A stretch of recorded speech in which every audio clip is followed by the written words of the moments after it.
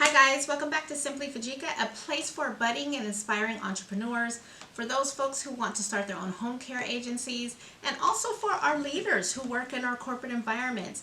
These videos are designed to help you wherever you are on your journey. This week I have a great one. This one is continuing with the home care series that you guys have really responded well to. And today I just want to give you an overview of what the licensing process looks like. Now I've already done a couple of videos to help you along this journey, but I'm still getting a couple of questions, and so I thought this might be a good time to back up and just make sure to give you just an overview of what that process looks like. For specifics, if I've done a video, I will go ahead and make sure to link those in the video description so that you can go back and take a look at those videos. Guys, before we continue, please make sure you like this video. If you haven't already, subscribe to our channel. Thank you so much for your continuing support. With that, let's get started.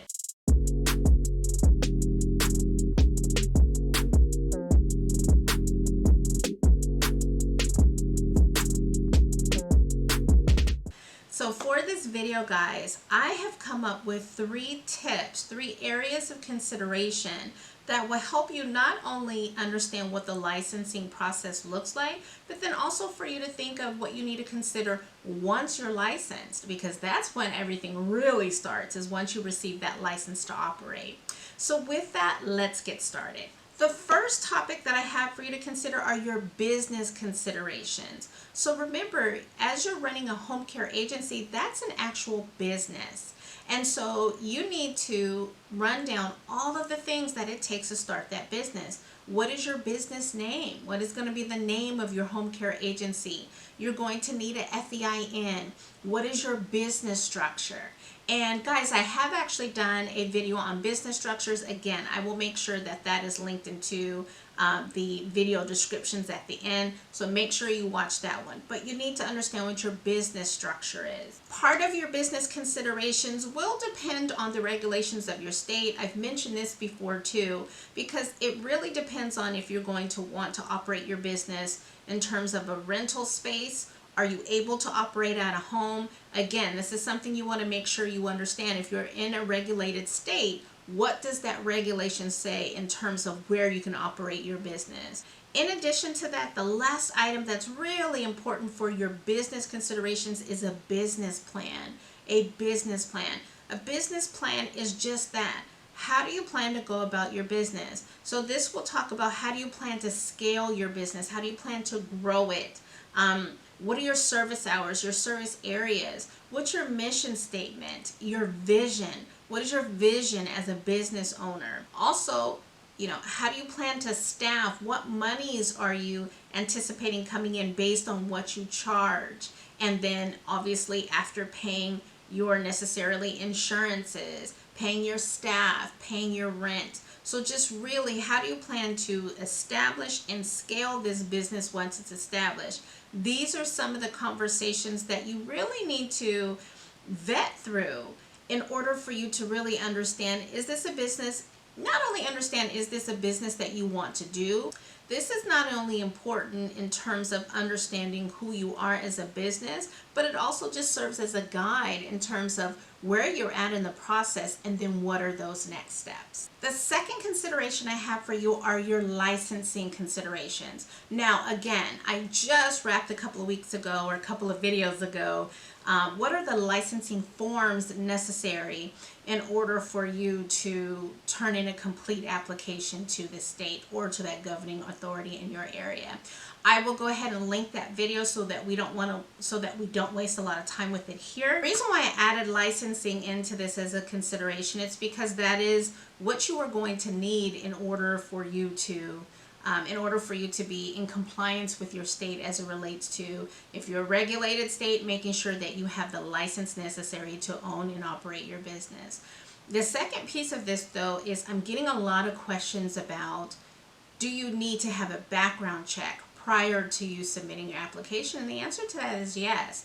Well, actually, it's not yes. So a question that I'm getting about that is, do you as an owner need to go through a background check? And the answer to that is yes. Now, it will depend on how your state or that governing authority flows. For us, what happens is we turned in our application, and as a part of that process, we did go through and get our background check. Now, as the owner of this business, they do want to see your background. They do want to make sure that you are okay and cleared in order to start this business, just as any other employee that comes into your business will have to go through. So yes, you do need to go through a background check. The second item that I want to call out for the licensing consideration is your program description. I have talked to a couple of people that really haven't got, and it depends on where you are in the process, but the program description is really giving the governing authority a snapshot of your business. That snapshot is going to include, what are your business hours? What area do you plan to service? How do you plan to onboard your employees? What kind of training are they going to go? What kind of training do they need to do as a part of their onboarding process and as a part of recertifying every year with your organization? So again, it's just a snapshot of, if I look at ABC Home Care, this is who they are. This is who they are as a business, and this is what we can expect to see from them. So I say that to say, make sure you have those things in mind. You may not have it documented.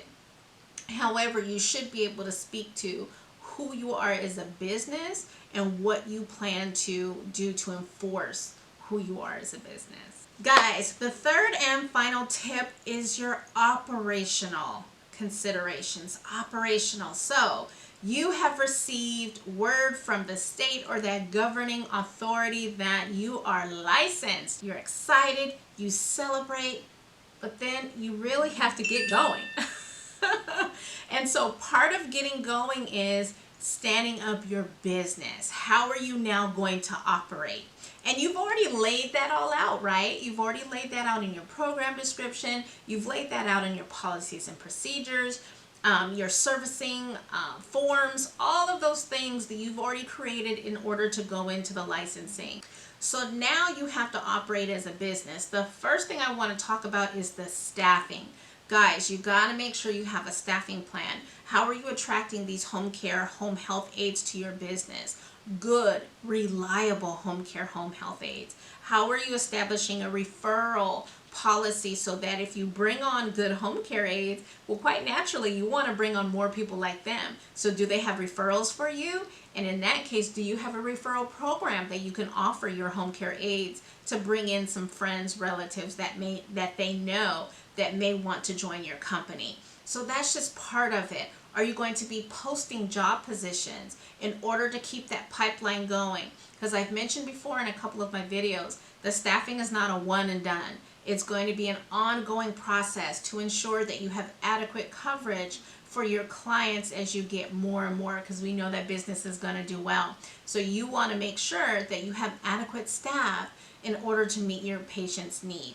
A second piece of that is budgeting and tracking your expenses. You've got to really make sure you have a tight hold on the money that's going in and the money that's going out. You'll get into your own rhythm in terms of how often you're tracking, but you should always have up in that mind how much money you're operating off of. These are your operating expenses. So it's really important to make sure you have a handle on those things. You want to make sure you can clear payroll. You want to make sure you can make sure that your rent is going on, and any other expense that needs to go out, your insurance, your workman's comp, those types of things. You want to make sure you have a handle on those things to ensure that those things don't get interrupted at all. Another big operational consideration that I'm getting a lot of questions on is marketing. And I did receive a request from one of you to put together a marketing video, and I am going to work on that for you. But just for the purposes of this video, it's really important to have a marketing plan. How will people know you exist? How will they know about you? And part of marketing is, how do you show up in your community? Are there community events that you could be a part of? Are you sponsoring any events? You know, what are some things to kind of get your name out there, get your business out there? Because when people trust you, they want to do business with you. But the other aspect of that is making sure that you're using social media platforms, you know, your Facebook, your LinkedIn, your Instagram, building that presence so that people associate your business with your name.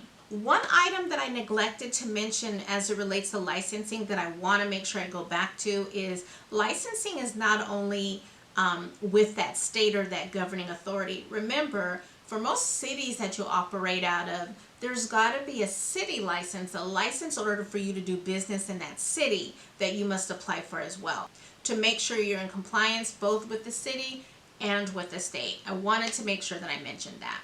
Okay guys, that's all I have for this video. Again, just something real quick, sweet, to the point.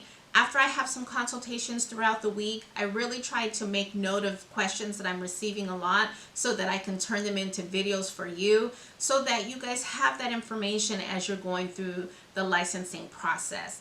Again, if you have additional questions, if you need a little bit more help outside of these videos, please make sure you reach out to me at simplyfujica.com. You can also reach out to me on Instagram at simplyfujica. Guys, make sure you like this video. Don't forget to tell other folks about Simply Fujica. They may benefit from some of this content. Don't forget to subscribe. And guys, and most importantly, stay blessed.